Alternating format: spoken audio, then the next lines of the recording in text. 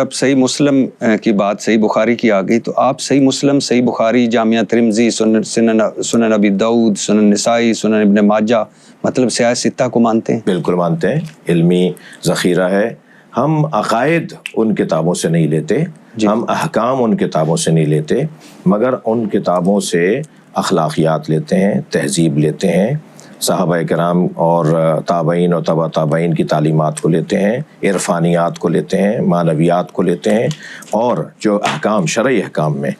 اور عقائد میں جو ہمارے عقائد یا ہماری طرق سے جو احادیث کا سلسلہ ہے، یعنی شیعہ راویوں سے جو احادیث آئی ہیں، وہ اگر اہل سنت کی ان کتابوں میں ہوتی ہیں تو پھر ہم اسے مدد لیتے ہیں، سہارا لیتے ہیں۔ ہمارے یہاں پڑھائی جاتی ہیں، ہمارے یہاں اس کا مطالعہ ہوتا ہے، میری اپنی لائبریری میں موجود ہے، ہم اس کا احترام کرتے ہیں۔ ان میں کیونکہ چند راوی ایسے ہیں ان کتابوں میں جو اہل بیت کے قاتل رہے ہیں، جنہوں نے اہل بیت کو اذیتیں پہنچائی ہیں، تو ہمارے یہاں قاعدہ قانون ہے کہ ہم اس سے دین ہی نہیں لیں گے جو اہل بیت کا دشمن ہے۔